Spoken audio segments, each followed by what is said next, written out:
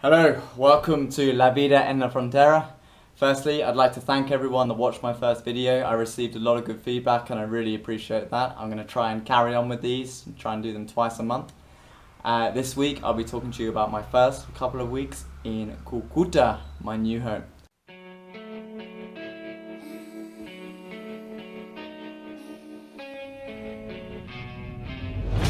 After my adventures in Bogotá, on Thursday the 30th of July, I flew to Cúcuta, in the northeast of Colombia on the border with Venezuela. For many visitors, the border town of Cúcuta is either their first or last impression of Colombia, and it isn't a good one. Cúcuta is a hot, muggy, filthy, crime-ridden city. Its most well-known attraction is the notoriously dodgy bus terminal. Get in, get out. I mean, I read that from the book, but I'm pretty sure I can memorize that for you. And my lovely friends Juan, Jose and Laura in Bogotá didn't do much to calm my nerves.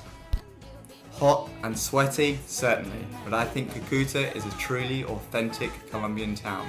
However, not being far from the border, Venezuela is only 10 minutes away. Upon my arrival in Cúcuta airport, I was greeted by both Diego and Alex. Diego and Alex would be the teachers that I'd be assisting in throughout my year as a language assistant. I was very lucky that Alex knew a friend who had a spare room available, and they suggested that I stay there as a temporary measure. I then moved to this new house and met Alex and Carolina, who are effectively my host parents or host family anyway, and well, I don't think I'll be moving on.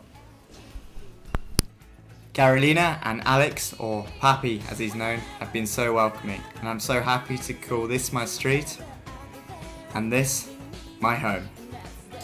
On my first weekend, Carolina and I and Carolina's cousin and his family drove to the outskirts of Cúcuta to see a waterfall, and here we are with the infamous selfie stick. The first week consisted of a lot of introductions, meeting with the students, meeting with the teachers. Essentially, I said this: Hola, me llamo Joe, soy inglés y soy un asistente de idiomas acá en la Universidad Libre. Quiero animar ustedes a escuchar y hablar en inglés. At one point, it was decided that I would have an interview on the Colombian radio, all in Spanish. I don't think I've apologized that much in 2 minutes since I had a girlfriend. In the end, they decided not to play it. They decided that 2 minutes of dead air was better than 2 minutes of my Spanish. Colombia has more bank holidays than any other country. So, on another long weekend, Carolina's family and I, all 40 of them, travelled to Chiniquota, a town north of Cúcuta, where we stayed in a cabana with a swimming pool. The weekend included music, drinking, and of course dancing. The main drink of choice was aguardiente. For some unknown reason, Colombians love aguardiente, but not nearly as much as they love giving aguardiente to poor, unsuspecting Englishmen. I didn't enjoy it. Okay, I think Shakira has finished singing. She might have started suing. Next week, I'm going to talk to you about my trips to Bucaramanga, Pamplona, and what is going on right now in Cúcuta, because it's big news in Colombia. Thank you very much for watching. I hope you tune in next time, and hasta luego.